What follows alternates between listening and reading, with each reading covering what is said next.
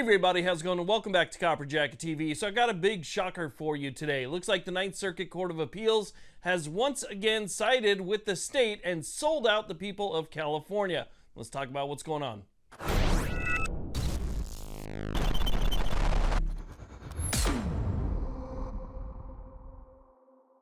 Hey, real quick, I'm not sure if I'm doing something wrong, but a majority of the people that watch these videos are not actually subscribed.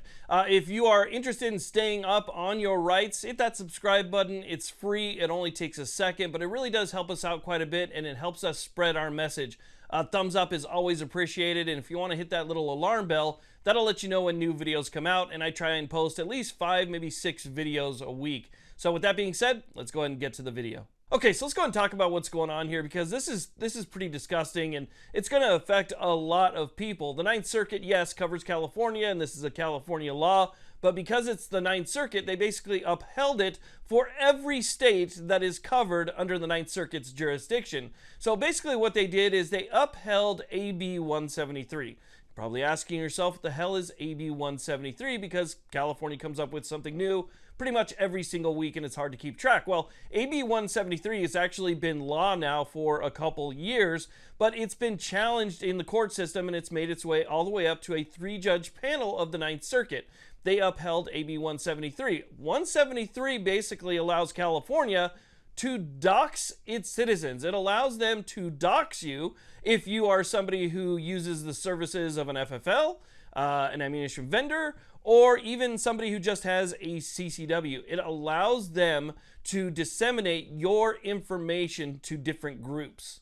So obviously the first thing that probably comes to mind is, what different groups are they going to allow to have this information? Well, they basically say that groups that are associated with gun violence prevention and safety, those types of groups will be able to request that information from the state of California. And now California is not obligated to protect your information whatsoever. And just based on the information that's been provided by the Attorney General, Rob Bonta, they plan on giving it out to these different groups. Now, they say they're going to vet the groups and that these groups aren't allowed to give out your information once they collect it from the state. They're not allowed to, expose your information.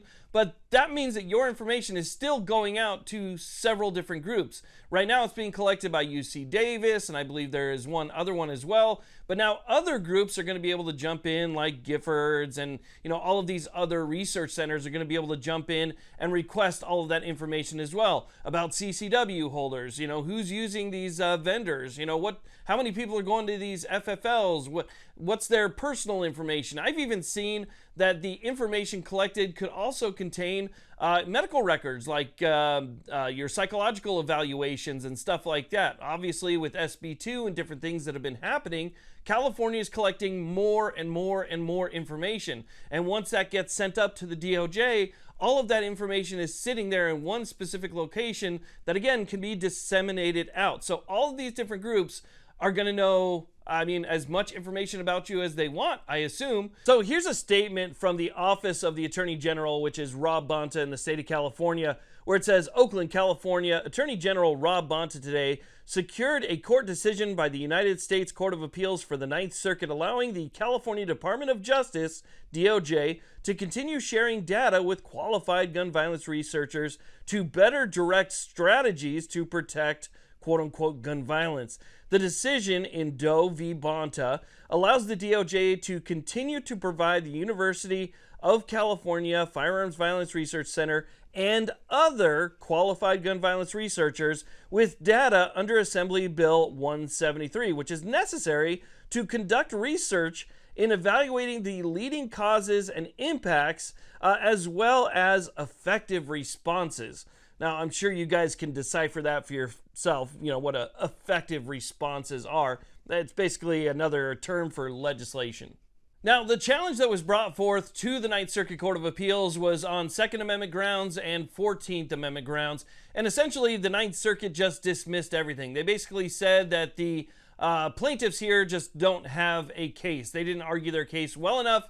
There's not really a case here, and so we're dismissing it. which is basically the same as a lower court decision, a district court decision, which did the same thing. So the people who brought this case lost on the district level. They brought it up to the Ninth Circuit. They lost at the Ninth Circuit. And so that's kind of where it stands right now. But essentially, again, the Ninth Circuit just completely dismissed this case. So you might be asking yourself, well, what about my right to privacy? Well, the Ninth Circuit said that you shouldn't assume a right to privacy when you're filling out a 4473, when you're providing information to that vendor that goes up to the DOJ. You should know that that information is being given to somebody and that information is being delivered to somebody else. And so your expectation of privacy shouldn't exist when it comes to that information. They used to require a social security number on a lot of that documentation in the past, but now the Ninth Circuit is saying in most cases that's not required anymore. So in terms of, real privacy concerns, they don't think that you actually have any. So again, basically they just threw this one in the trash and they're moving on with it. Now, one of the obvious negative aspects about this is that your information, your personal data, and where you've gone and what transactions you've had and how many and where now can all be used to push even more gun control in the state of California. These people in these research centers, I like to use that term very loosely, research centers, these people actually create a lot of the policy that you're seeing. So basically what they do is they write up a bunch of stuff, they send those suggestions out to the state, and then the state tries to implement them based on the information that they received from the research centers. So again, it's your information that's being sent out now that's essentially being used against you. So while it's no huge surprise that the Ninth Circuit sided with the state again, it is something to be concerned about. And this is a bigger deal than I think some people might give it credit for, because you already have registration, which is mandatory in the state of California. And now you're talking about taking information from that registration and handing it out to these different groups. So you already have all of your information in one central location. Now that information is being handed out. And the more people that know who you are and what you have, the bigger the problem can be. Because we all know what registration leads to. It's no big secret, it's no big surprise, but there doesn't seem to be enough people in the Ninth Circuit Court of Appeals who actually believe in the rule of law. They all have an agenda, and this is just more proof of that. So again, this is a big loss for us. It's a big win for the government of California, and this is something that we need to pay attention to very closely and see where this information is going and kind of keep track on how they're treating this information, because even the state itself has managed to accidentally, and I say that again very loosely, dox people in the past. I mean, we've seen people who've held permits that have been exposed and all their personal data was online for a significant amount of time, and people were able to see that data. We don't know about these other groups and what they have to keep your information secure. So again, this is a very big deal, another terrible decision by the Ninth Circuit Court of Appeals, and I wanted to let you guys know about that. So I want to thank you all very much for watching. I do appreciate it. Please like, subscribe. You guys have a great day.